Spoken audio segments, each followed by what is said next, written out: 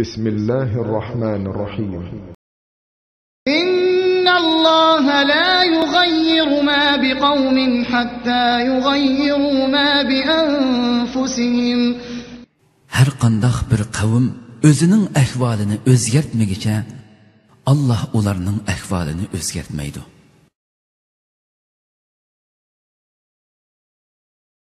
لبيك إسلامي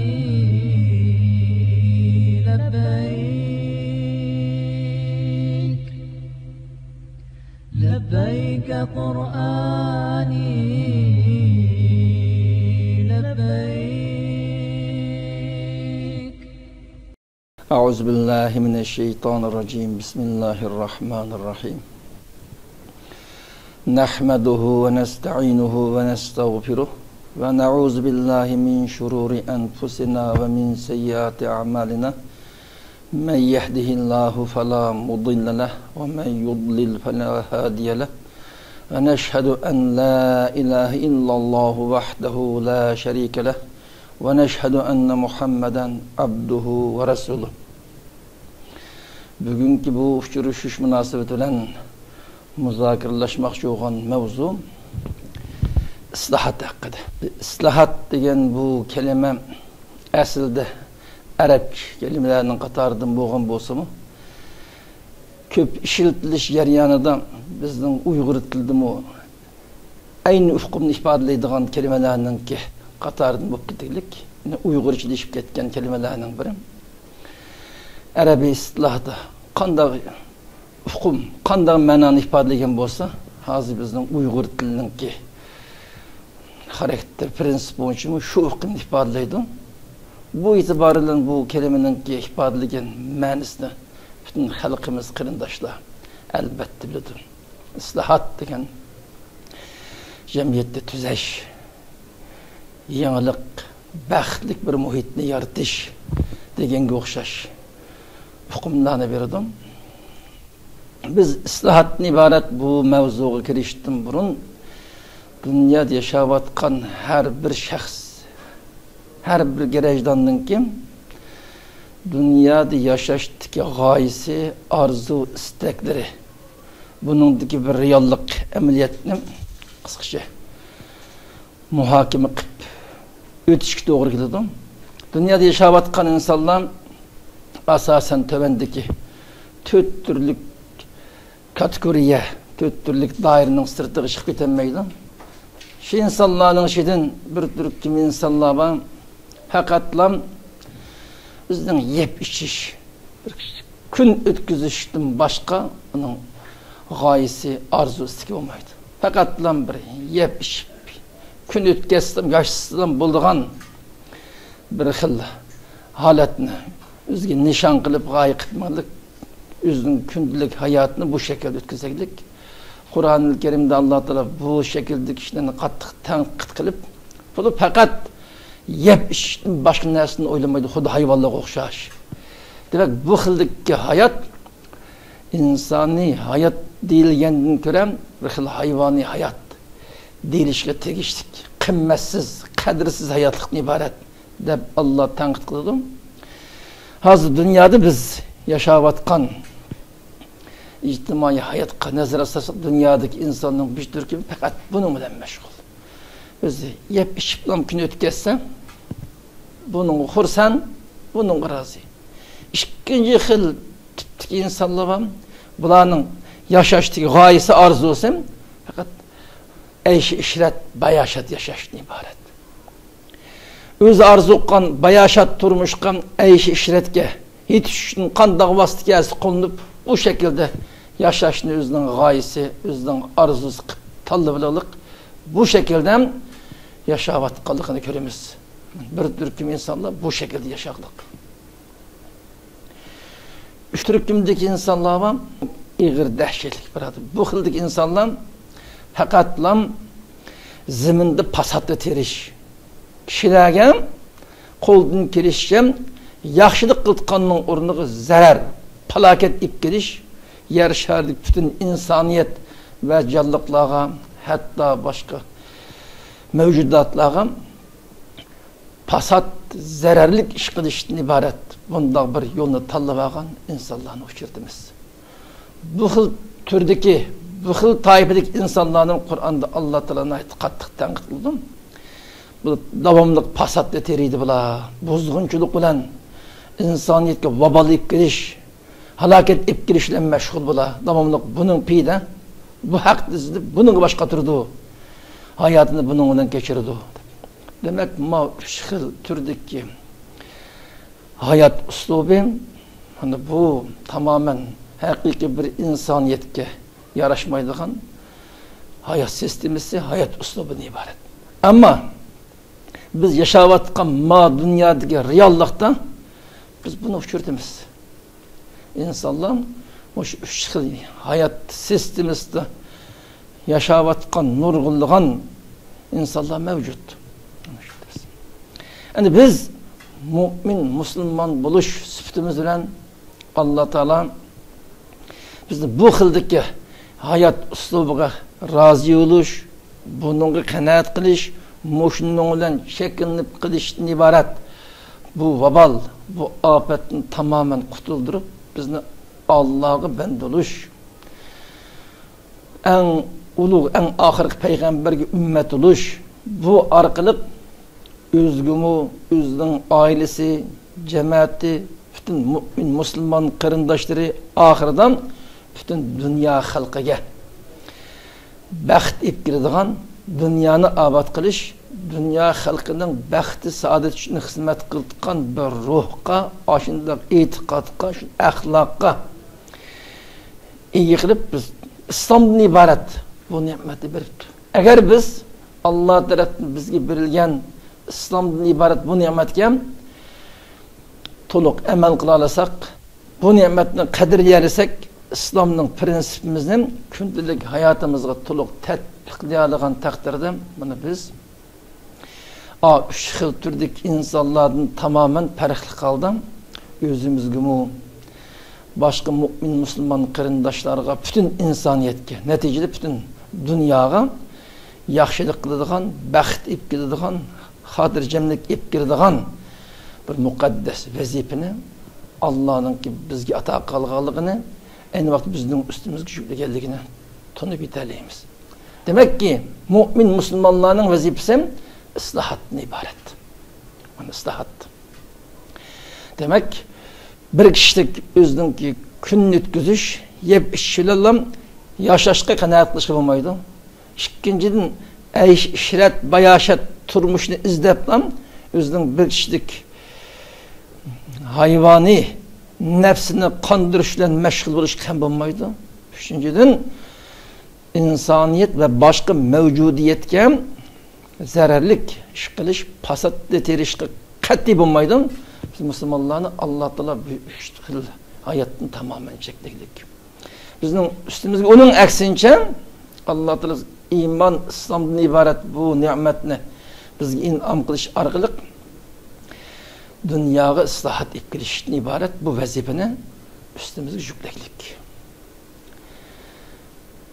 Mu'min musulmonlarning g'oyasi islohot ib kelish, dunyoni isloh qilish. Eng avval o'zim,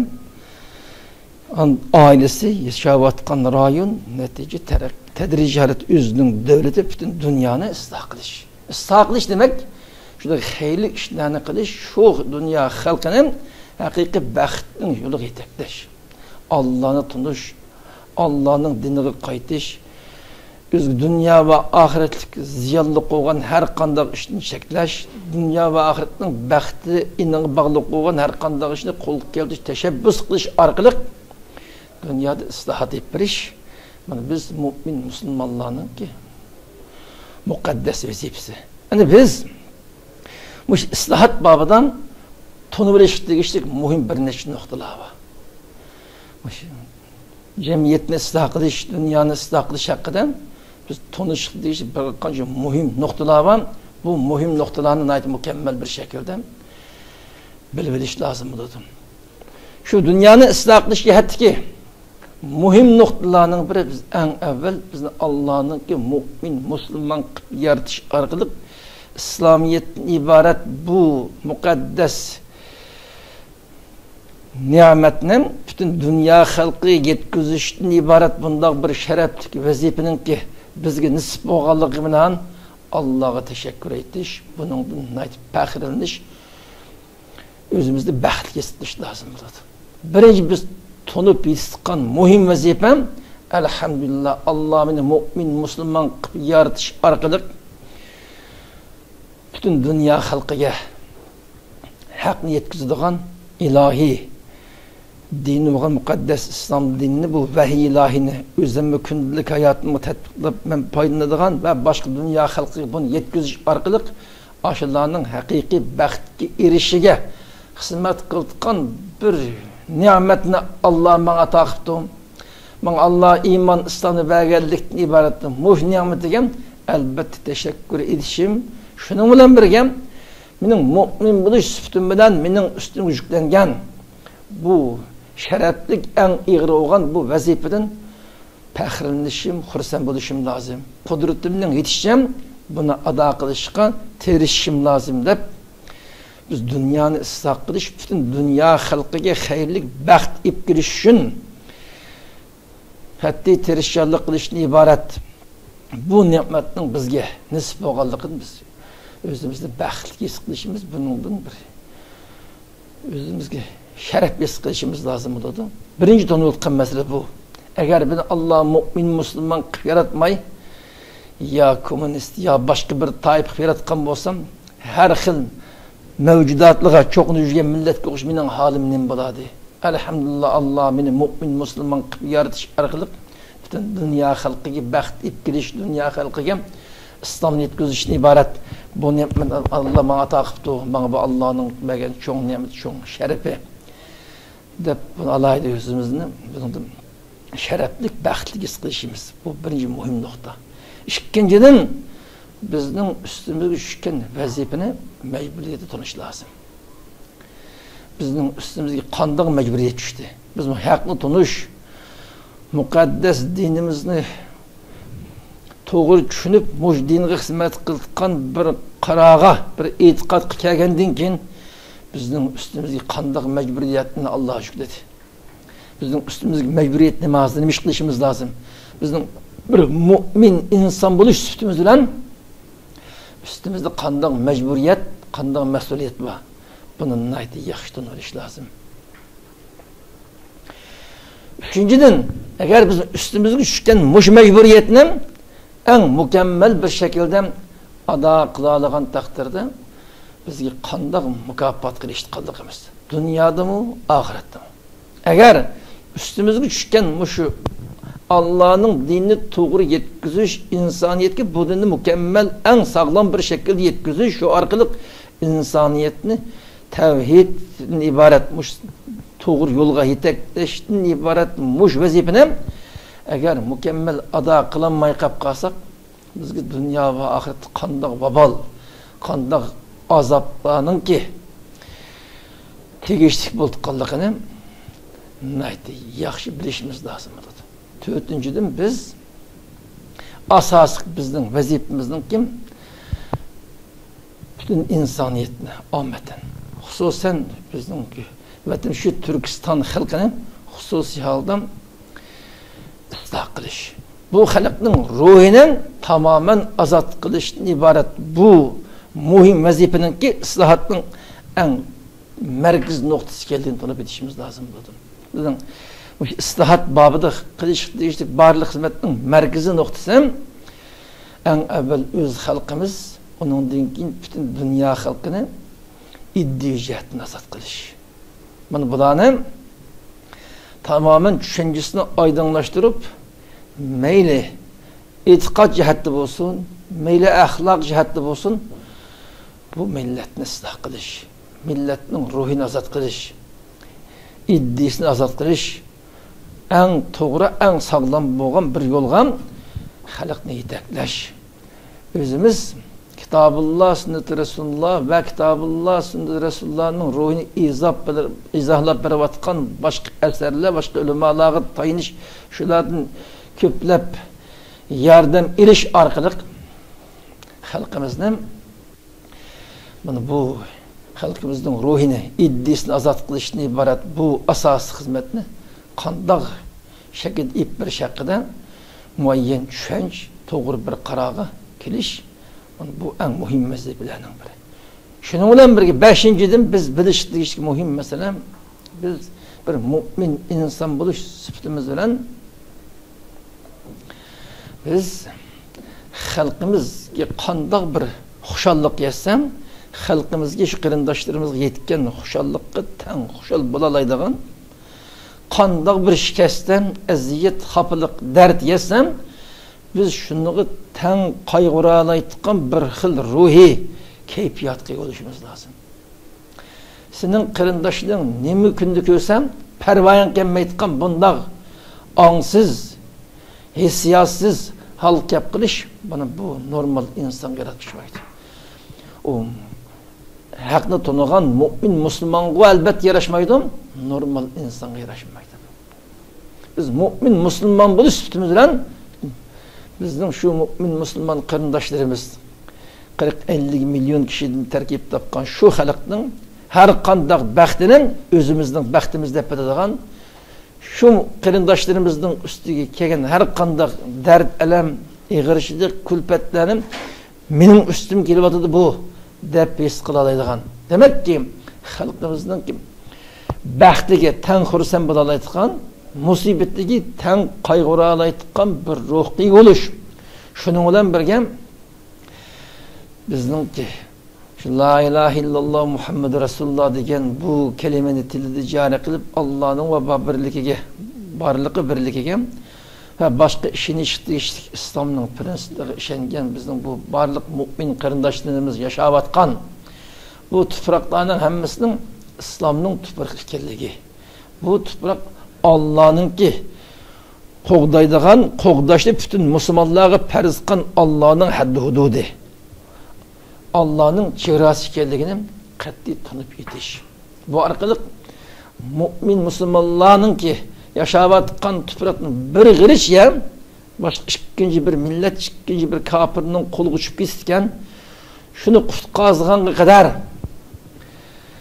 kurash qilish, qurbonlik qilish, badal to'lash, barlig'ingizni fido qilish mening qat'iy iymoniy majburiyatim deb buni bilish lozim bo'ladi. Demak, xalqimizning xushalligiga tang o'rtaq bo'lish, dard alamiga ham o'rtaqlashish. Shu musulmon qarindoshlarimizning eng avval bizning shu 1,848,948 metr kvadrat kilometr shu tuproqning musulmonlarning tuprog'i, shu tuproqning bir g'irish zamin kommunist ahli kufrning qo'lida qolib qolgan, ta shuni qutqazganga qadar oxirgi bir nafas, bir tomchi qon qolib qolgacha adoq kurash qilishninki bizning ustimizga muqaddas farz ekanligini, bu Alloh tarafdan bizning ustimizga yuklangan muqaddas vazifa ekanligini tunish, mana bizning bir islohot babida tunishlik eng muhim masalalarning biri. 6-dan biz islohot babidan tunishlik yana bir eng muhim haqiqat Kitabullah, sünnet-i Resulullah'ның üstüge kurulmagan, yoki buni asos qilmagan har qanday sistem, har qanday qonun, har qanday prinsipning insoniyatga baxt ikkilanmaydiganligi. Bu insoniyat jamiyatini qutuldirolmaydiganligi, bu insoniyatni dunyo va oxiratning baxtiga erishtirilmaydiganligiga, buning jamiyatni idora qilishga tamoman loyiq emas ekanligi qat'iy iymon keltirish, buni qat'iy tanib yetish lozim. Buni ko'ryapmiz, buning tafsilotida keyin to'xtalamiz. Hech qanday bir qonun, bir prinsip, sistem, madomiki u islom dinining ustiga qurilmayotgan, yo islom diniga ilmayotgan, shu qonun yurgizilayotgan rayonning xalqi, shu davlat, shu dunyoning xalqi hech qanday baxt, xotirjamlik ikkilanmaydi. O qonun qanday turdagi qonun bo'lishdan qat'iy nazar ko'ryapmiz. Har xil davlatlarning nurg'un qonunlari tuzilyapti, nurg'un qonun shunaqa yuqori saviyadagi kishilar tomonidan tashkil qilinyapti.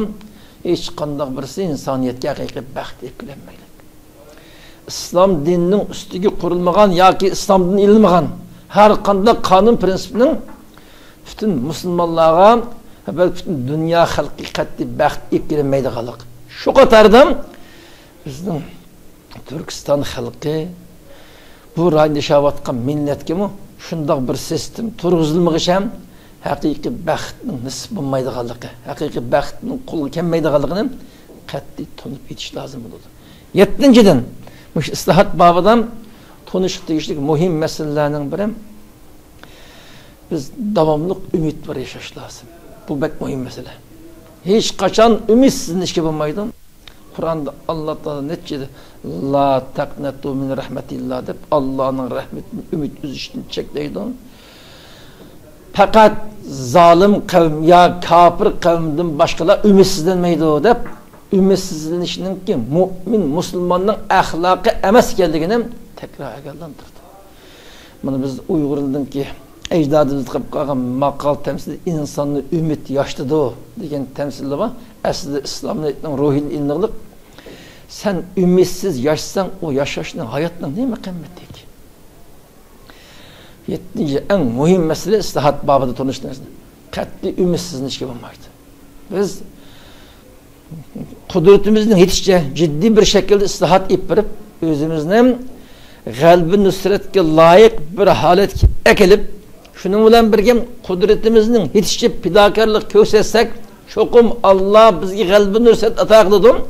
Bu orqali biz dunyoda sharaf bilan baxtli yashaymiz, oxiratga ham shahidlik bilan sharaf bilan bu dunyodan ketamiz degan umid qilish lozim. Bu masala haqida nurg'ulg'an qarindoshlarimiz mush sahadik islomiyatning prinsipini to'g'ri tushunmay qoldik.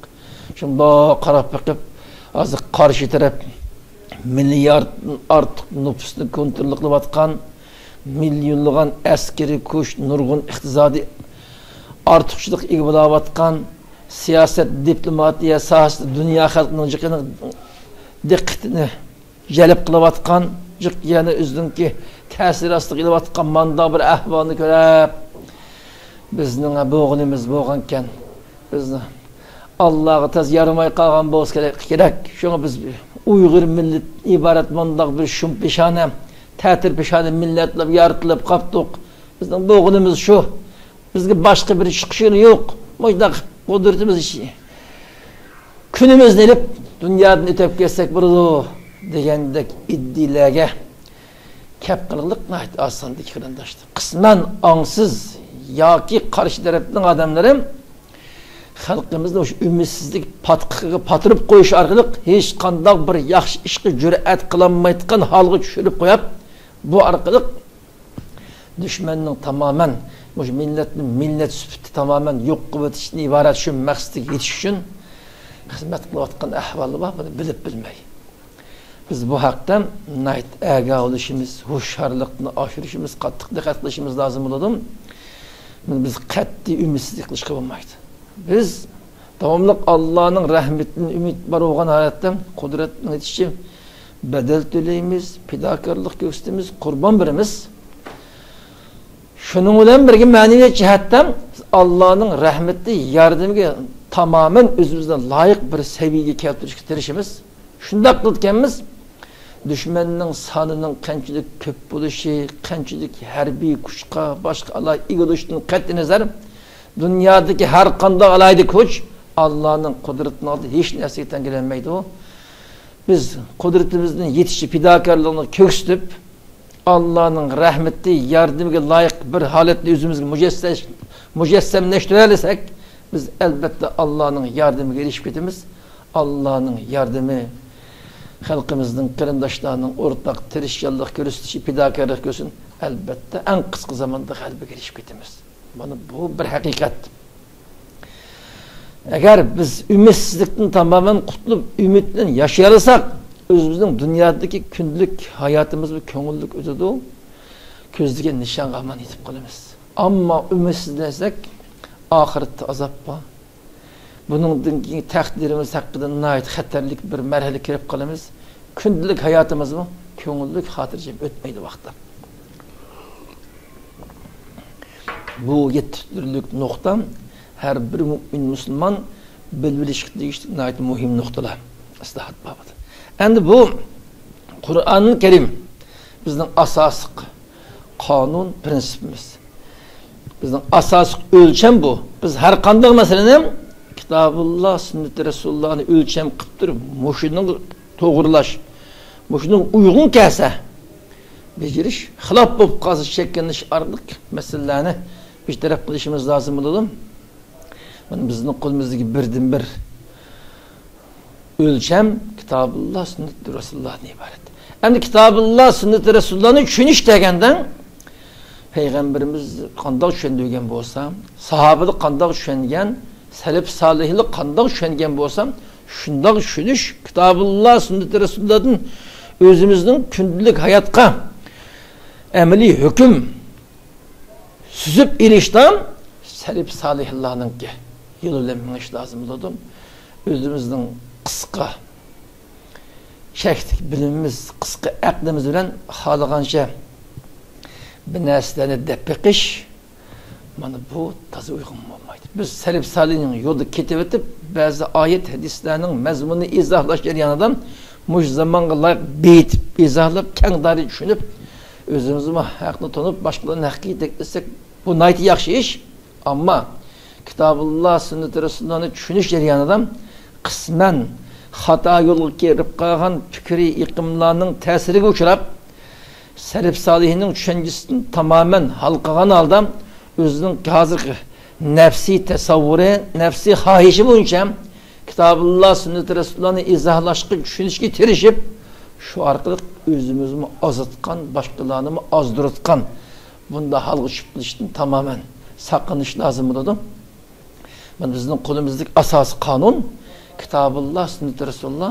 Bunu tushunishdan salaf solihlarninki yo'lda ketib o'tib, shu prinsip bo'yicha tushunib minishga tirishimiz. Endi biz asosiy qonun, asosiy qo'llanma qilib minayotgan qo'limizga eng kuchli bo'lgan Kitabullah, sünnet-i Resulullah'da, xususan Qur'on-i Kerimda istihatni 5 nuqtaga markazlashtirdik. O 5 nuqtaning biri e'tiqodga istihat. E'tiqodga istihat etmoqlik. İkinciden siyaset ve hükümde istihat etmoqlik.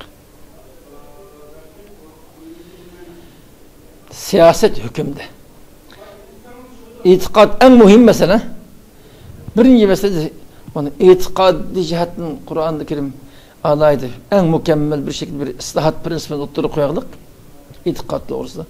Bunun hulasın bütün insaniyetini, insanların özleri birbirine kul bulup kılışını tamamen kutuldurup insaniyette bütün mevcudatını yaratkan bir Allah'ı kululuşkan teşebbüs kılışını ibaret.